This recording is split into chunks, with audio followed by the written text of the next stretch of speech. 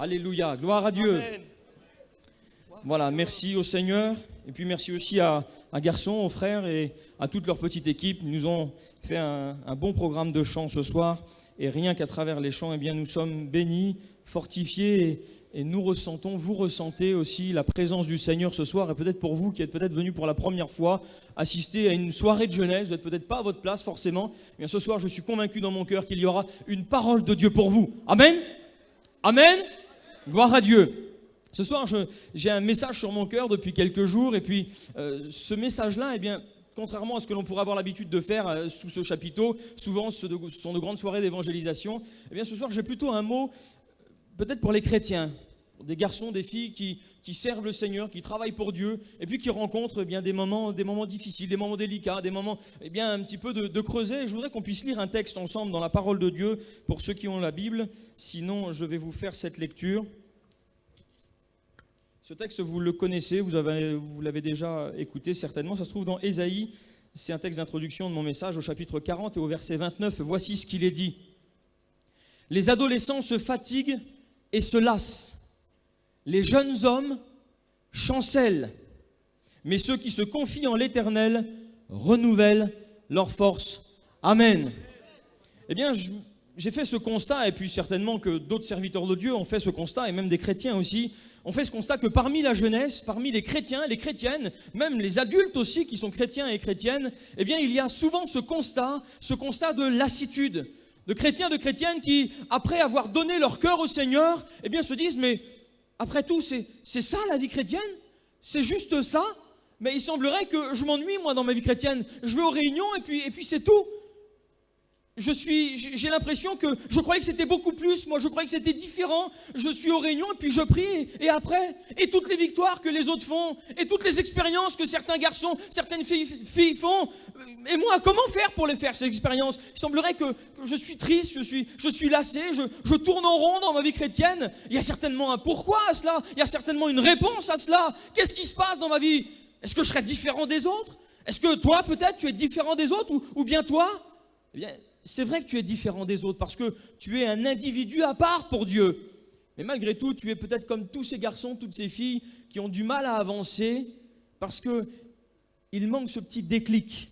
Et ce petit déclic, eh bien, on va essayer de le découvrir ensemble, de le voir, de trouver cette solution peut-être qui te manque à toi. Tu as fait ce bilan dans cet été peut-être, et puis depuis quelques années que tu es dans la vie chrétienne. Tu as fait peut-être ce bilan difficile pour toi. Vous avez froid ? Non, vous avez froid? J'ai chaud, moi. C'est rare. Voilà, je suis beaucoup plus à l'aise comme ça. Eh bien, ce soir, je voudrais vous parler d'un garçon qui, lui, est un garçon extraordinaire. C'est le garçon type chrétien. Vous ne pouvez pas faire beaucoup mieux. Aujourd'hui, il y a des chrétiens, des chrétiennes qui ont une vie chrétienne difficile. Mais moi, je voudrais vous montrer que dans la Bible et dans la vie d'aujourd'hui, c'est faisable, c'est possible d'être un chrétien aujourd'hui, en 2006, qui avance avec Dieu, qui prospère avec le Seigneur, qui fait des expériences, qui est béni matin, midi, soir. C'est possible d'être une chrétienne qui a 16 ans, 18 ans et qui fait des expériences merveilleuses avec Dieu. C'est possible. La vie chrétienne, ça ne se contente pas simplement de venir aux réunions puis dire mais qu'est-ce qui se passe? Pourquoi je ne suis pas béni? Pourquoi est-ce que je ne fais pas des expériences comme les autres, moi? Pourquoi je n'avance pas dans ma vie chrétienne? Je vois des garçons et des filles qui viennent ici sur l'estrade, dans le chapiteau, et puis qui donnent leur témoignage magnifique, qui sont bénis avec Dieu. Mais la vie chrétienne, c'est vrai qu'on est chrétien du jour au lendemain, d'une seconde à l'autre, dès qu'on donne notre cœur à Dieu.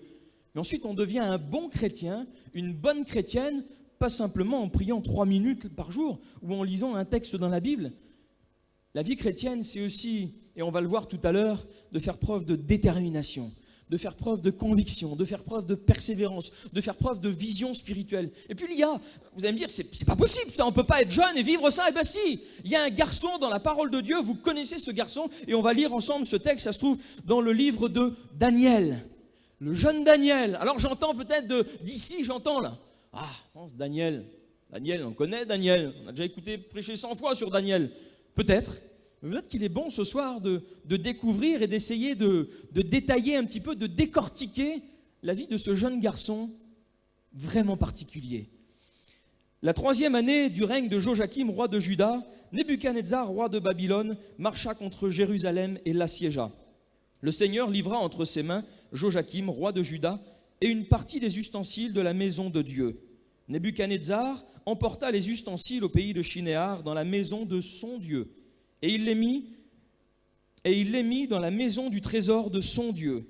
Le roi donna l'ordre à Ashpenaz, chef des eunuques, d'amener quelques-uns des enfants d'Israël de race royale et de famille noble, de jeunes garçons, sans défaut corporel, beaux de figure, doués de sagesse et d'intelligence et d'instruction, capables de servir dans le palais du roi, et à qui l'on enseignerait les lettres et la langue des Chaldéens. Le roi leur assigna pour chaque jour une portion des mets de sa table et du vin dont ils buvaient, voulant les élever pendant 3 années, au bout desquelles ils seraient au service du roi. Et il y avait parmi eux, d'entre ces enfants de Juda, Daniel, Anania, Michaël et Azaria. Daniel résolut de ne pas se souiller par les mets du roi et par le vin dont le roi buvait. Et il pria le chef des eunuques de ne pas l'obliger à se souiller. Dieu fit trouver à Daniel faveur et grâce devant le chef des eunuques. Amen. Ce soir, je voulais vous parler de ce garçon vraiment extraordinaire. Je ne sais pas si vous avez bien fait la lecture. On va détailler simplement sa vie, ses qualités. Et croyez-moi que ce n'est pas n'importe lesquelles. On va commencer. Ce qui se passe, c'est que Daniel vit en Israël. Il vit dans le pays de Juda. Et puis, son pays est attaqué, il est investi par un roi. Et puis, le roi de Babylone, va les faire partir de ce pays-là et va les emmener dans son pays. Et puis donc, ils arrivent en Babylone. Daniel, avec quelques-uns de ses collègues, quelques-uns des enfants d'Israël, sont là, ce sont des jeunes hommes. Et puis Daniel a quand même quelque chose d'extraordinaire. Premièrement, c'est un enfant de race royale. Donc c'est quand même un garçon qui doit avoir un petit peu de sous. Ensuite, c'est des garçons sans défaut corporel. C'est-à-dire, ils ont des corps d'athlètes. Imaginez, sans défaut corporel, je ne l'invente pas, c'est la Bible qui le dit. Sans défaut corporel, un corps parfait. Pas de kilos en trop. Vous voyez? Non, je ne parle pas en parabole pour certains. Il y en a qui disent non, je parle pour personne en particulier. Pas de kilos en trop. Ils avaient quoi d'autre? De beaux visages, de belles figures, parfaits. Quoi d'autre? Doués de sagesse, doués d'intelligence, doués d'instruction, capables de servir dans le palais du roi, à qui l'on enseignerait en plus les lettres et la langue des Chaldéens. Enfin bref, toutes les qualités, vous ne pouvez pas faire beaucoup mieux. C'est un gars qui était riche, il était costaud, il était beau de figure, de visage, il était intelligent, il était sage, il était instruit, il apprenait toutes les langues, et en plus de ça, la cerise sur le gâteau, il était chrétien. Non mais je suis sûr qu'il y a des filles qui me disent là, ça n'existe pas. Il n'y en a pas des comme ça à la convention, il n'y en a pas des comme ça. Mais si, regarde ma cousine à côté de toi, regarde ton cousin là. C'est le même genre que Daniel. Il est grand, il est beau, il est balèze, il est intelligent, il est instruit, il parle plusieurs langues, il est chrétien. Il y en a des comme ça dans la convention, je sais qu'il y en a. Et puis, il y a certainement des filles aussi qui ont toutes ces qualités-là. Je suis sûr que si Daniel serait là, imaginez-vous, Daniel viendrait. De toute façon, il ne rentrerait pas sous le chapiteau parce qu'il se ferait lapider par tous les garçons normalement. Il y a de grandes chances. Il est riche, il est intelligent, il est costaud, il est beau de figure, il a un beau visage, il a une belle gueule, comme on dit aujourd'hui dans le monde. Il a toutes les qualités. Imaginez-le, il arrive en costume. En plus, il est chrétien. Normalement, il se fait taper dessus avant de traverser le chapiteau, là. Et je suis sûr et certain que là, il y a des petites jeunes filles qui vont faire ça. Moi qui l'ai, Daniel. Ah, y a une photo, là. Je l'ai eu, je l'ai mis en fond d'écran, Daniel. Il n'est pas beau, Daniel, là. Moi qui l'ai. Je l'ai mis en fond d'écran, Daniel, regarde. Alors, fais voir toutes ses copines. Et puis, elle l'envoie en message, en Bluetooth. T'es connecté, mon cousin, en Bluetooth, toi? Bluetooth, vous savez ce que ça veut dire? Hier, il y avait un Anglais qui était là. Vous savez ce que ça veut dire, Bluetooth, en anglais? Ça veut dire les dents bleues. Bizarre, hein? Et pourtant, ça veut dire ça. Daniel, je suis sûr que toutes les jeunes filles tomberaient mortes après lui. Maman, c'est pas possible. T'as monté dans l'auto à Daniel, toi? Bah ouais. T'as pas de chance, toi, t'as été à la réunion avec lui? Ouais. Hier, j'étais assis à côté de lui, il était 12 rangs devant moi, j'ai juste à côté, 12 rangs devant. Pas loin. Seigneur, comment qu'il est, Daniel, là? Il est grave. Et je suis sûr que ce Daniel-là, il avait toutes ces qualités-là. En plus, c'était un chrétien. C'était un enfant de Dieu. Et puis il était différent de tous les autres, c'était des qualités extraordinaires. C'était, je sais pas moi, en Israël, j'imagine un petit peu, un garçon comme ça, toutes les jeunes filles en Israël devaient le vouloir, sûr et certain. À Jérusalem, quand Daniel arrivait avec ses collègues, là, c'était quelque chose d'extraordinaire. Alors quand il est arrivé à Babylone, je vous dis pas, hein, une ville mondaine, c'était le Brad Pitt de Babylone, le George Clooney, là, vous voyez, quelqu'un de spécial, quoi, un homme terrible. Donc, qui c'est qui a dit Ribéry? Non, pas Ribéry, il est beau Ribéry. Non, c'était pas Ribéry, non. Pas là, non. Et puis certainement qu'il devait faire rêver tout le monde, mais il avait quelque chose en plus d'exceptionnel, ce Daniel, et on l'a vu tout à l'heure. En plus d'avoir toutes ces qualités qui sont quand même assez rarissimes, en plus de cela, c'était d'un garçon, et c'est de cela que je voudrais attirer votre attention ce soir. C'est pas simplement tout ce que je suis en train de vous expliquer pour vous détendre, malgré que c'est quelque chose de vrai, de réel. C'est marqué dans la Bible, toutes ces qualités qu'il avait. C'était un homme terrible. Malgré tout, en plus de cela, c'était un garçon qui était déterminé pour son Dieu. Et je voudrais que les garçons et les filles disent Amen. Il était déterminé pour son Dieu. Il avait toutes les qualités. Il aurait pu se souiller dans le monde. Il avait tout pour plaire. Il avait tout pour être un garçon mondain. Ses parents avaient de l'argent. C'était un garçon de race royale. C'est quand même quelque chose d'important. Il était beau, il était intelligent, il plaisait aux filles. Il avait tout. Il aurait pu se lancer à fond dans le monde. Peut-être faire de la télé, faire du cinéma. Il aurait pu conquérir Hollywood. Mais non. Déjà parce qu'Hollywood, ça n'existait pas. Mais en plus de cela, il n'en avait rien à faire. Et ce que je voudrais vous faire comprendre à vous, les chrétiens, c'est que un chrétien, je parle pour les jeunes filles qui ne sont pas chrétiennes, vous intéresserez jamais à un chrétien. Les copines, vous qui n'êtes pas chrétienne, vous ne pourrez pas intéresser un chrétien. Parce qu'un chrétien, lui, dans son cœur de chrétien, il est déterminé à plaire à son Dieu. Et il a fait une résolution avec son Dieu. Et il a dit, je suis déterminé à te servir. Je suis déterminé à ne pas me souiller avec les choses du monde. Je suis déterminé à me marier avec une chrétienne. Je suis déterminé à cela.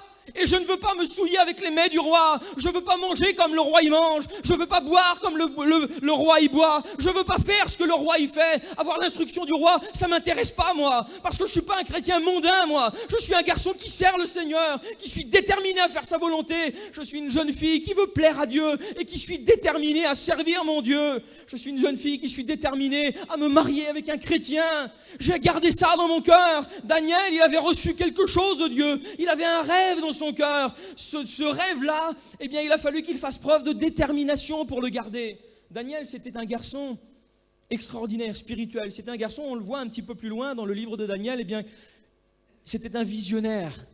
Un homme qui était un prophète en plus, un homme inspiré de Dieu. Mais pour être visionnaire, pour être inspiré de Dieu, pour être dirigé, conduit par Dieu, parce que je suis convaincu dans mon cœur qu'il y a des garçons ici parmi nous, des filles ici parmi nous, qui veulent être des hommes et des jeunes filles et des jeunes garçons remplis du Saint-Esprit, qui voulont être dirigés, conduits, travaillant pour le Seigneur. J'en suis sûr qu'il y en a, et je sais qu'il y a des chrétiens parmi nous qui sont cela, et qui veulent travailler comme cela.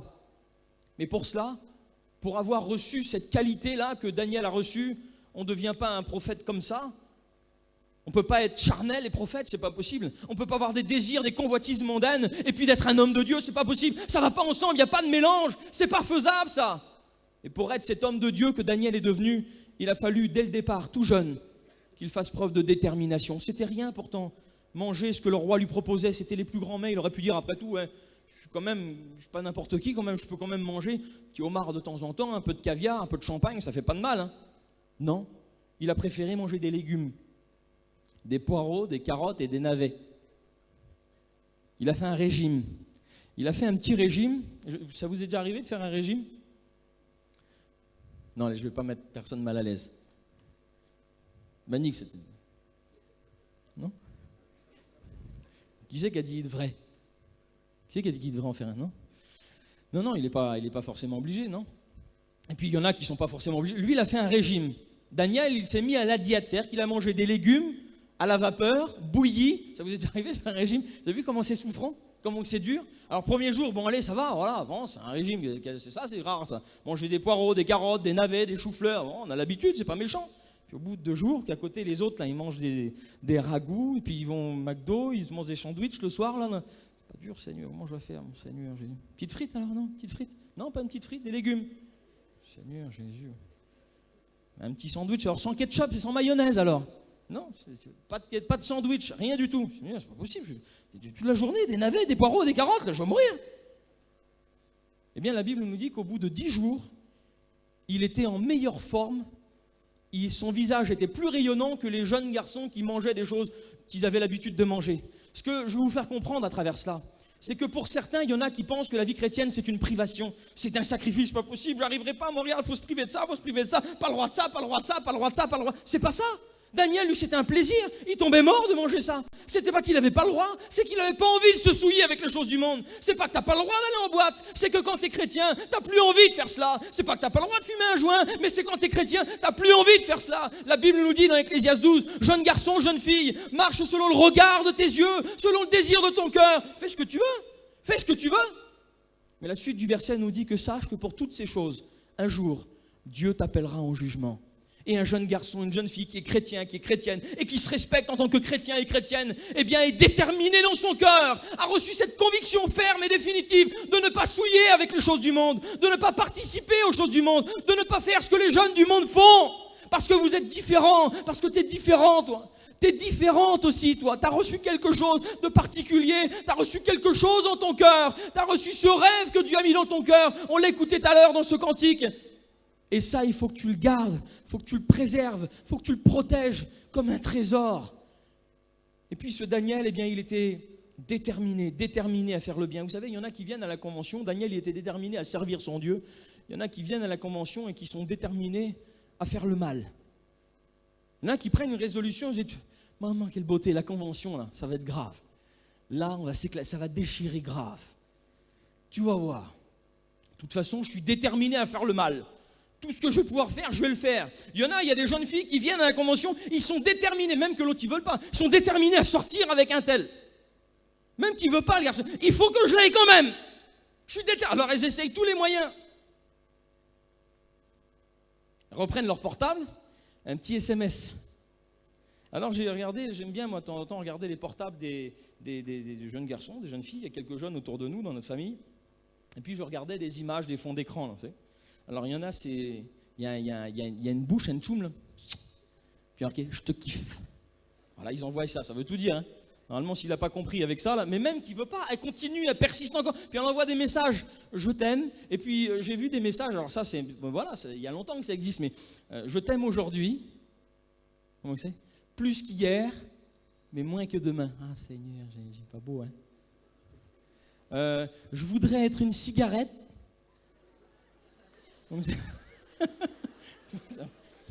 Pour naître sur tes lèvres et pour mourir à tes pieds. Quelle beauté, Seigneur. Quoi d'autre encore ? Je voudrais être une larme pour naître dans tes yeux, pour vivre sur tes joues et mourir sur tes lèvres.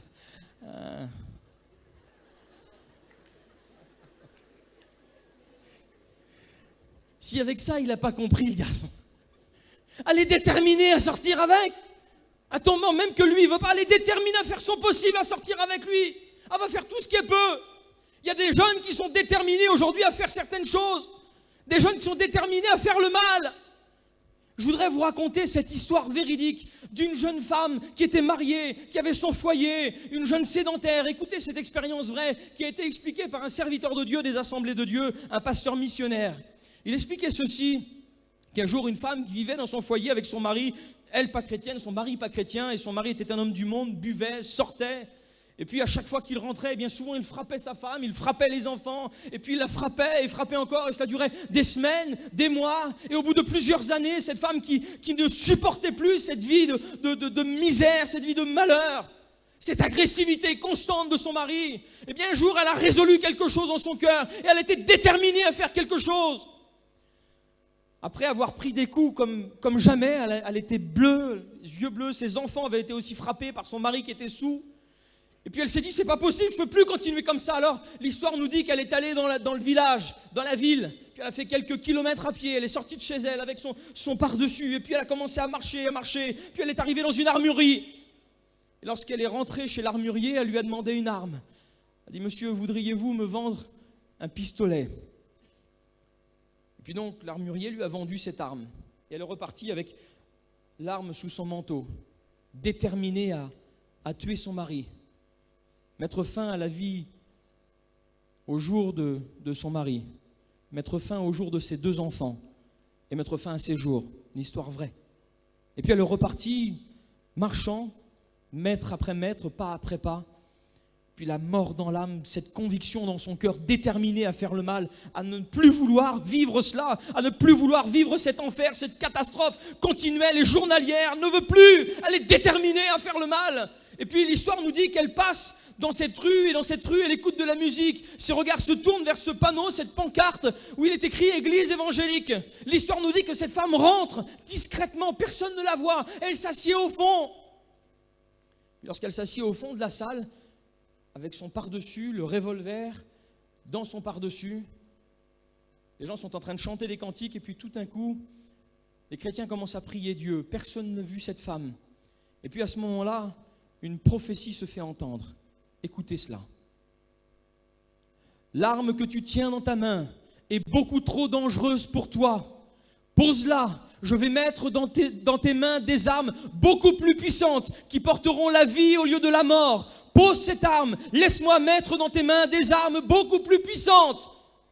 L'histoire nous dit que cette femme était brisée, touchée sur sa chaise. Elle a posé son revolver, effondrée en larmes. Elle a crié de tout son cœur. Le pasteur est venu la trouver, elle a discuté avec, et puis il lui a parlé, il l'a encouragée, il a prié avec elle, il a prié pour elle, toute l'assemblée a prié pour elle. Et l'histoire nous dit que sa détermination était toujours aussi forte. Mais elle n'était plus déterminée à faire le mal, elle était déterminée à parler de Dieu à son mari, à lui pardonner. Elle avait pris cette résolution dans son cœur. Et puis elle va chez elle, elle arrive, et au lieu de tuer son mari, elle ouvre la porte et elle dit « Chérie, j'ai rencontré Dieu !» L'histoire nous dit que son mari a écouté ce qu'elle avait à lui dire. Ils sont venus ensemble à l'église. Quelques jours, semaines plus tard, ils se sont convertis à l'évangile. Dieu avait changé leur vie, changé leur foyer, changé leur détermination. Et c'est ce que Dieu est capable de faire pour toi. Peut-être que tu es déterminé à tout abandonner, déterminé à faire le mal, déterminé à tout laisser. Jésus, ce soir, veut te rappeler que tu es un enfant de Dieu et qu'il a mis un rêve dans ton cœur. Et que ce rêve-là, ce qu'il a allumé un jour, le jour où tu as levé ta main au Seigneur, eh bien, il est prêt à motiver, à augmenter ta détermination ce soir. Comme Daniel, il n'a pas lâché, il persévérait, il était déterminé. Le fils prodigue de Luc 15, vous connaissez ce texte, il était déterminé, il est allé vers son père, il a dit « Mon père, donne-moi la part de bien qui me revient et je suis déterminé à faire le mal. » Et la Bible nous dit qu'il a fait le mal, il a fait tout ce qu'il y avait à faire. Je ne sais pas si vous avez écouté tout à l'heure le témoignage du jeune Danji qui a expliqué qu'il voulait aller en Hongrie. C'était le désir de son cœur. Il avait un désir et puis il en a parlé à son père et son père était contre et c'est un petit peu compréhensible parce que c'était un jeune garçon encore. Il était d'accord qu'il parte mais pas aussi longtemps. Mais pourquoi est-ce que Danji est parti? Je ne sais pas si vous avez fait attention à son témoignage. Parce qu'il était déterminé.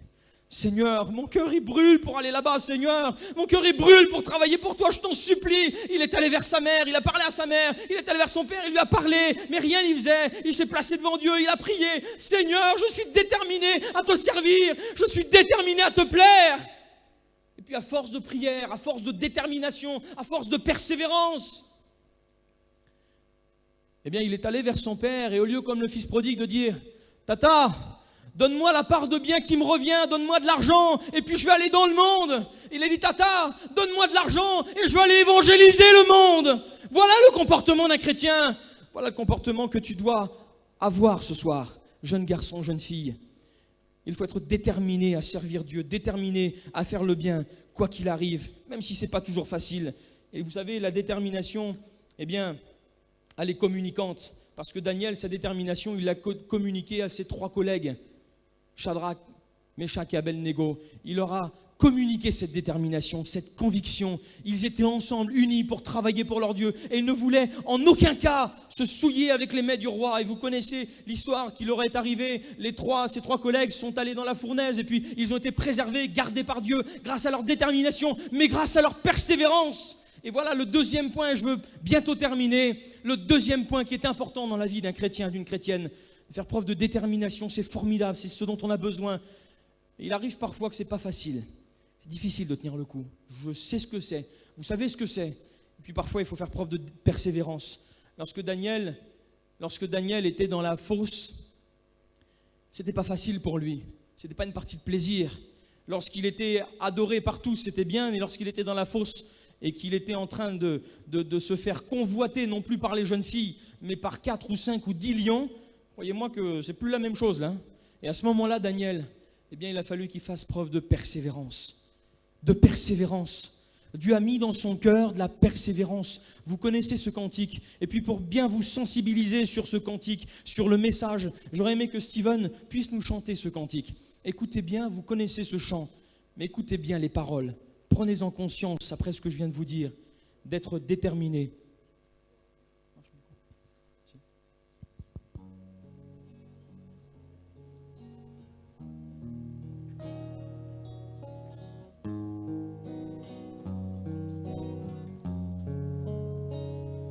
Si Dieu a mis un rêve dans ton cœur, écris-le, garde-le comme un trésor. Gloire à Dieu.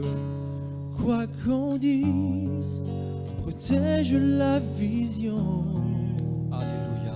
Avec passion. Écoutez les paroles de ce cantique. Avec passion. C'est pour vous les chrétiens.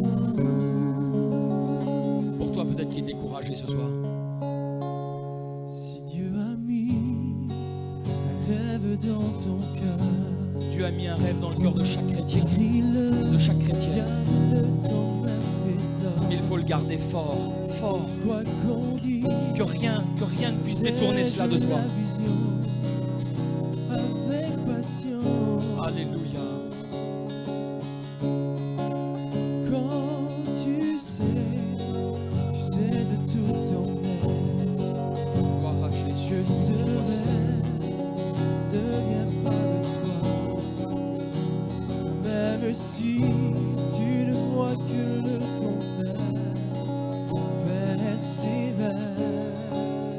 Est-ce que vous voulez persévérer ensemble? Persévère. Chantez-le les chrétiens. Chante-le peut-être toi qui n'as plus la force de persévérer. Chante-le, proclame-le haut et fort. C'est la parole de Dieu pour toi ce soir. Persévère de tout ton cœur. Alléluia. Car sa parole, elle s'accomplira. Alléluia, Jésus. Si dans ton cœur est réelle cette promesse, quand vient le doute, lève-toi et confesse Merci. que Dieu est vrai et que sa parole demeure éternelle. Car ce Écoute qu'il bien pour toi. promet, mon frère, ma soeur, n'est jamais vain. Il y a 3600 promesses dans la parole de Dieu. Fidèle, Elles sont pour et toi. son chemin certain. Il ne t'a jamais abandonné, il ne t'abandonnera jamais. Même si les choses Mais tu dois faire preuve de semblent détermination. n'aboutir à rien. Même si on a l'impression qu'on n'avance pas, Persévère. persévère. Persévère. Écoute bien ça pour toi. Quand il dit, la chose arrive. Quand il ordonne, elle existe. Son regard est sur ce qui lui appartient.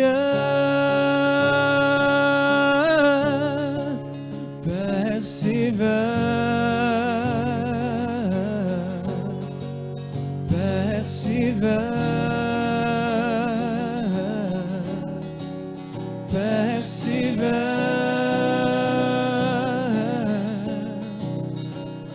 Persévère, car sa parole, elle s'accomplira. Laisse la parole de Dieu s'accomplir dans ton cœur ce soir. Elle s'accomplira. Laisse-la agir. Fais preuve de détermination. Elle s'accomplira. Fais preuve de persévérance. Fais preuve d'abnégation, de conviction.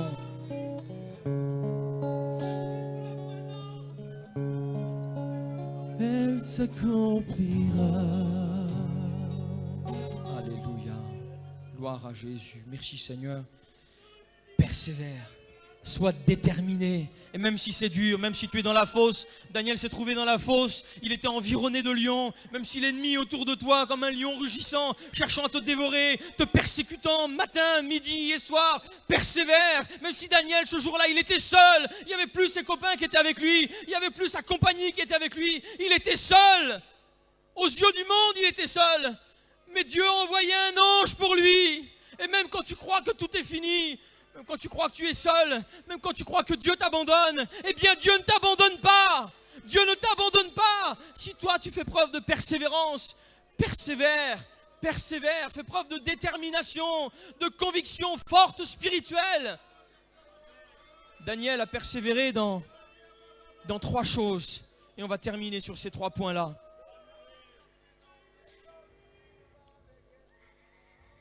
Gloire à Dieu, gloire à Dieu. Gloire à Dieu. Alléluia, alléluia. Gloire à Dieu. Merci au Seigneur.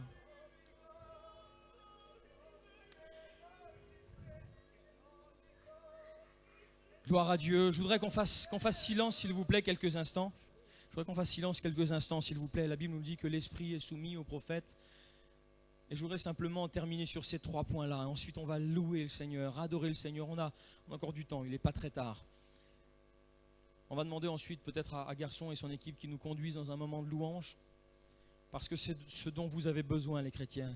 C'est de ce dont un chrétien, une chrétienne a besoin, de louer et d'adorer son Dieu. Et puis Daniel, il s'est passé quelque chose de formidable. 3 points simplement dans la persévérance.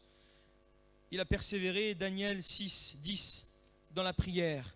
3 fois par jour, il se mettait à genoux, il priait et il louait son Dieu comme il le faisait auparavant. Même s'il était persécuté, même si c'était difficile, il persévérait comme il le faisait auparavant, quand il était tranquille dans son pays d'Israël, tranquillement à Jérusalem, comme il avait l'habitude de le faire, avec toute sa famille, avec son église peut-être. Et bien même là, s'il était déporté, s'il était loin de chez lui, s'il était dans un pays qu'il ne connaissait pas, malgré tout, malgré les difficultés, malgré qu'on est en mission avec des gens qu'on ne connaît pas, malgré qu'on est dans un pays, qu'on ait 3 campings, et bien Daniel, 3 fois par jour, se mettait à genoux, il priait et il louait Dieu avec persévérance.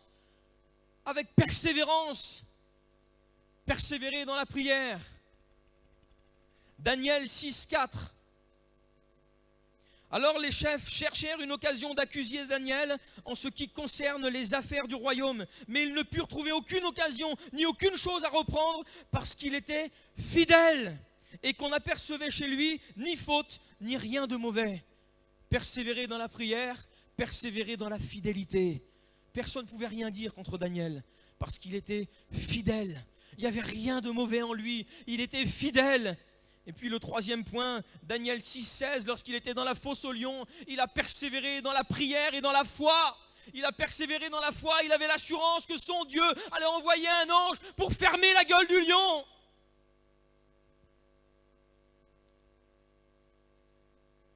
Et puis voilà ce que dit le roi lorsqu'il s'approche. En s'approchant de la fosse, le roi appela Daniel d'une voix triste, pensant qu'il était mort. Et le roi prit la parole et dit à Daniel, «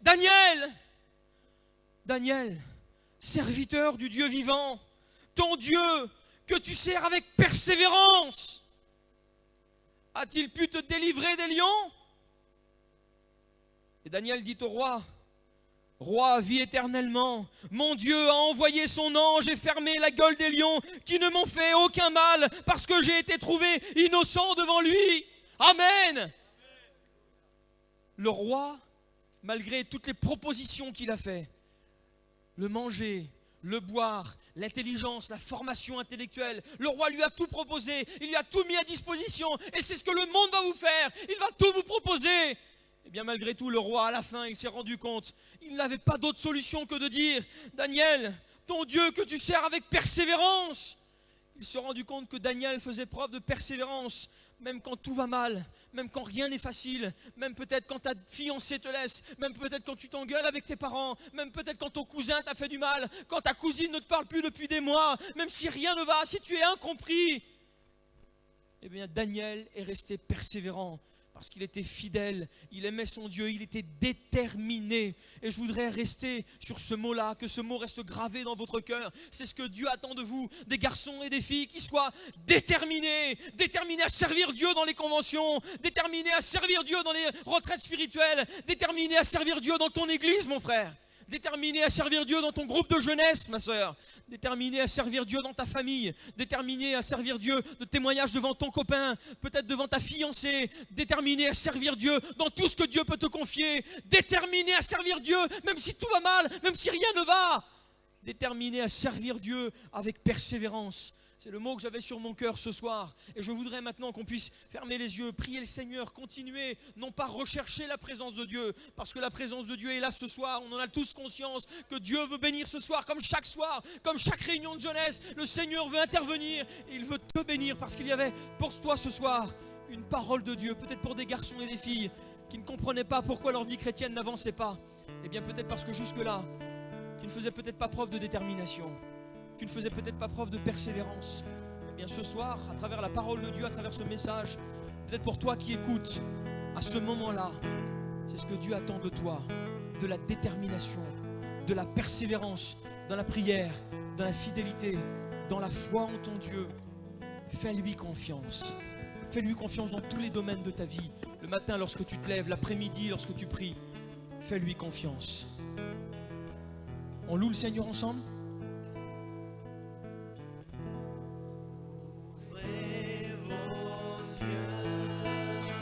Est-ce qu'il y aurait des garçons et des filles ce soir qui seraient déterminés? Eh bien, je voudrais que ceux-là ne viennent pas ici devant, ne lèvent pas leurs mains à leur place, mais qu'ils se lèvent à leur place. Levez-vous à votre place. Il y a des garçons et des filles qui veulent être déterminés pour servir le Seigneur. Levez-vous à votre place. Jésus attend une équipe, un groupe, une armée de jeunes garçons et de jeunes filles, de jeunes chrétiens, de jeunes chrétiennes qui se lèvent et qui disent: Seigneur, me voici pour te servir. Seigneur, même si jusque-là, je voulais te négliger, je n'ai pas toujours été à la hauteur, mais je suis là, je suis présent. Tu peux compter sur moi. Je suis déterminé à te servir, à persévérer. Je suis déterminé à te plaire. Je suis déterminé à dire non au péché. Je suis déterminé à dire non à la tentation. Je suis déterminé à dire non aux œuvres de la chair. Je suis déterminé à dire non à Satan. Je suis déterminé à dire non aux choses mondaines. Je suis déterminé à te dire oui, Seigneur. Oui, Jésus, je veux te plaire, je veux te suivre. Lève-toi à ta place. Il y a encore des garçons et des filles, chrétiens, chrétiennes. Jésus a besoin de savoir de vous où vous en êtes. Où en est ta foi? Où en est ta vie chrétienne?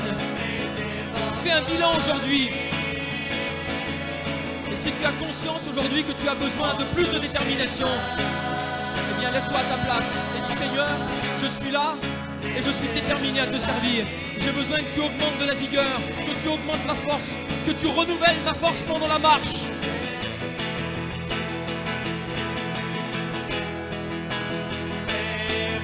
On le chante tous ensemble ce cantique.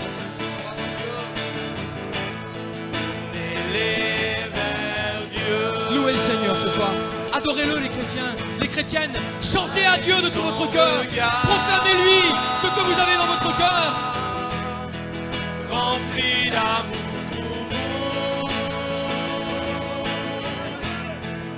Ouvrez vos cœurs. Jésus a besoin d'une jeunesse active pour lui, d'une jeunesse déterminée à dire non au péché, à dire non à Satan, à dire non à la tentation, à dire non au mal et à dire oui, Seigneur, nous voilà, voilà l'armée de Dieu, voilà la jeunesse de Christ qui est là devant toi et qui te dit: Seigneur, tu peux compter sur nous. Seigneur, nous sommes là, tu peux compter sur nous. Tu peux compter sur moi, Seigneur. Est-ce que Dieu peut compter sur toi ce soir? Lève-toi à ta place.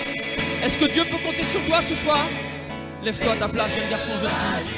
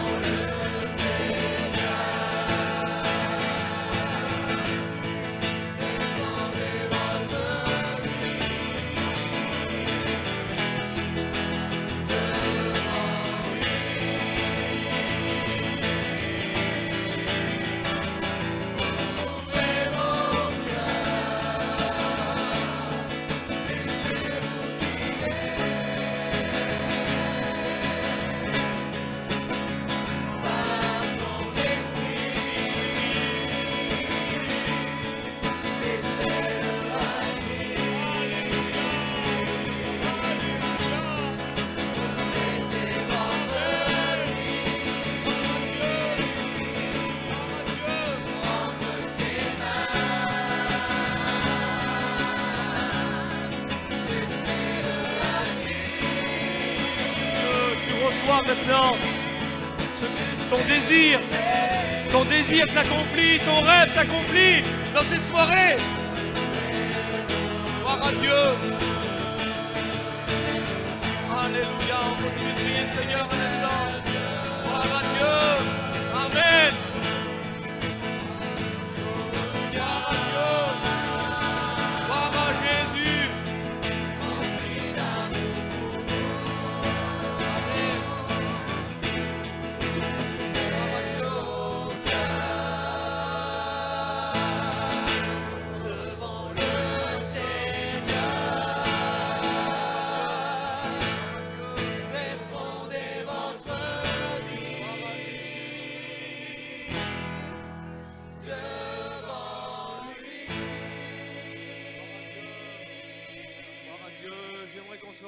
Et qu'on reste dans la prière.